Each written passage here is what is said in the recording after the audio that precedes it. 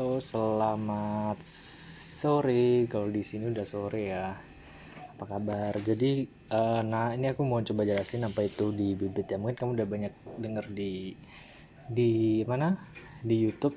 Kenapa kok bisa minus segala macam kayak gitu ya. Nah, sebenarnya kalau di bibit ini kan bibit Iko ya. Nah, itu yang setiap yang namanya investasi itu selalu ada yang namanya resiko, nggak pernah terhindar dari namanya resiko. Kalau kamu nggak mau beresiko, kamu bisa ini kan tiap orang tuh beda-beda ya, maksudnya profil resikonya. Mereka ada yang takut, ada yang moderate, ada yang berani resiko tinggi gitu, tapi itu deg-degan gitu rasanya. Nah, ini kamu bisa sesuaikan sama yang resiko kamu pribadi tuh kayak gimana gitu. Nah, lalu apa sih yang menyebabkan kenapa kok bisa minus? Sedangkan kalau punya aku ini nggak ada minus ya. Ini aku bertumbuh sekitar 0,31%, tapi ini baru jalan 1 atau 2 bulan yang lalu sih. Soalnya aku kemarin ngerjalanin di saham, bukan di sini. Ini baru aja aku masukin ke bibit di semester ini. Kalau semester yang lalu udah pernah. Nah, di produk-produk di bibit itu kan ada banyak ya. Ini kamu baca ada pasar uang, obligasi, saham, syariah, SBN. Nah, yang paling tidak beresiko itu yang pasar saham. Pasar uang.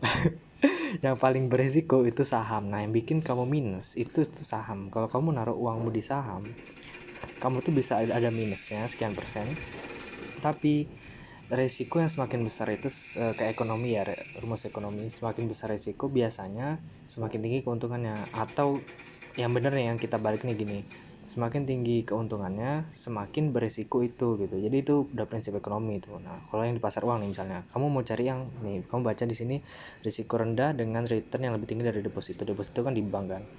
Nah, kalau aku pilih yang paling atas ini kan, resikonya rendah dan dia nggak pernah turun nih. Misalnya kalau kamu lihat ini kan, kamu baca di sini drawdown 0,0%. Nah, yaitu penurunan maksimum satu reksadana dari titik puncak ke titik rendah. Nah, jadi selama dia seumur hidupnya dia berdiri ini, manajer investasi ini nggak pernah dia adanya namanya penurunan gitu. Jadi kan istilahnya kalau kita naruh di reksadana, artinya uang kita dititipkan ke manajer investasi. Artinya dialah yang akan memutar uangmu gimana caranya supaya bisa naik gitu loh. Nah, ini kan kamu bisa lihat one day, 1 month, 3 month, year to date, dan selama setahun mereka nggak pernah ada penurunan. Dan ini kalau selama 1 tahun, dari tahun lalu sampai yang tahun sekarang ini naiknya sekitar 5% kayak gitu. Kamu bisa mulai beli di sini mulai dari harga 100.000 gitu ya. Nah, kalau ini kamu yang kalau nggak mau ada penurunan ini. Tapi kalau kamu mau uh, tapi itu kan naiknya pelan-pelan kan, cuman 5% per tahun ya. Tapi yang lainnya kan ada 2%, 1%, 2%, 3%, segala macam. Ini banyak sih. Ini termasuk tinggi nih kalau yang future invest ini. Terus kalau kamu mau yang sedikit berisiko lagi, masuk ke obligasi. Nah, ini tuh resiko yang moderat.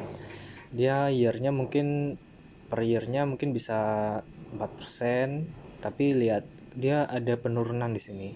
Nah, ini kan selama setahun. Nah, tuh kamu lihat grafiknya kayak naik turun naik turun naik turun. Walaupun dia kecil, tapi nah kalau kayak gini kan, misalnya kamu beli di Desember 2021, ini kan pernah habis itu sempat naik terus turun lagi gitu kan. Nah, ini yang kadang bikin orang deg-degan. Ini bisa minus pas kondisi di tanggal itu, tapi berikutnya ada potensi dia naik lagi. Jadi yang dibilang adalah 4,84% ini itu masa lalu ya, jadi tidak melambangkan masa depan. Jadi hanya untuk kinerja dia masa lalu tuh, ini loh kinerjaku selama setahun, aku bisa ngembangin uangmu sebanyak 4% gitu.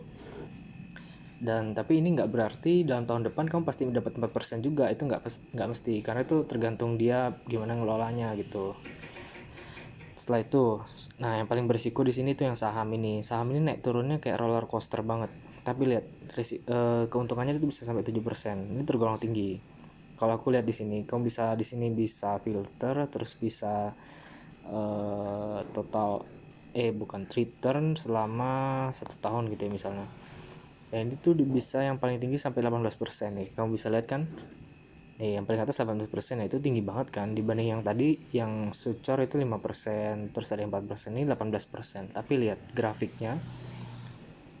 Nah, naik turunnya kayak roller coaster kan. Misalnya aku anggaplah ambil 3 bulan. Nah, kalau misalnya kamu beli di tanggal segini nih. Tuh, 2 Desember 2021.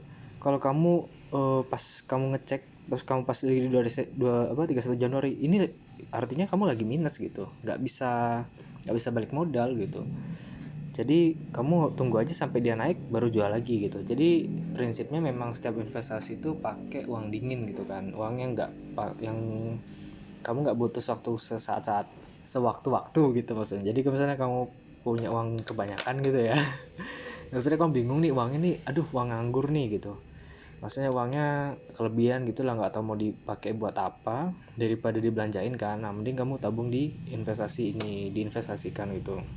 Oh ya, satu lagi, kalau misalnya yang namanya investasi itu bukan untuk mempercepat kamu semakin kaya, tapi ini untuk mempertahankan kekayaanmu dibandingkan dengan tingkat inflasi gitu. Kalau kamu tahu kan inflasi segala macam kan, kayak misalnya nilai mata uang akan semakin berkurang, tapi kalau kamu pakai ini, kamu bisa ketahan uangmu. Misalnya harga 100.000 sekarang, misalnya di masa depan 150 gitu ya untuk beli telur gitu ya.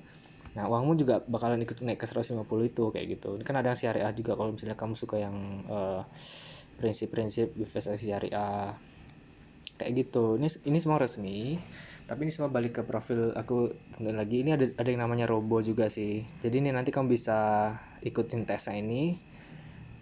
Nanti ada kok pertanyaan-pertanyaan nih, kalau nentuin profil risiko kamu nih kayak gimana, kamu bisa mulai jawab-jawab pertanyaan ini. Nanti ada 6 pertanyaan kan ya, aku ngawur aja ya. Nanti kamu sudah menikah atau belum, atau enggak kamu sudah punya anak atau belum punya anak, misalnya ini pendapatan per bulan itu kira-kira mungkin dikasih dari orang tua berapa, misal 1 juta misalnya.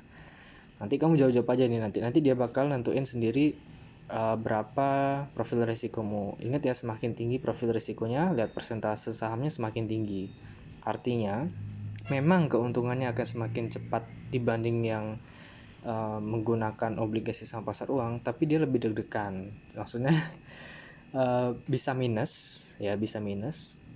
Minus itu berupa potensi minus kalau kamu jual. Kalau kamu nggak jual, itu hanya angka saja. Jadi bukan, dia nggak akan terrealisasi, uangmu nggak bakal hilang gitu loh. Maksudnya kalau kamu jual saat itu ya artinya kamu minus gitu. Tapi kalau kamu nggak jual, kamu biarin aja, ya udah dia jalan-jalan aja ngikutin grafik perhariannya itu kan, ada grafik hariannya itu. Kalau pas itu lagi kamu naik, ya kamu bisa, kalau kamu jual kamu bisa untung gitu. Kalau kamu jual ya, kalau enggak ya bakal tetap aja nih. Nih lihat, misalnya Sukor yang saham aja nih, lihat naik turun gini kan. Bayangin aja misalnya kamu belinya pas di sini misalnya 9 Juni 2021, terus pas 23 September dia nilainya menurun nih. Nah ini kan minus, ini kondisi minus nih, atau 8 Juni ini minus. Tapi kalau kamu tunggu sampai sekarang, nah itu bisa naik sampai 7% kayak gitu.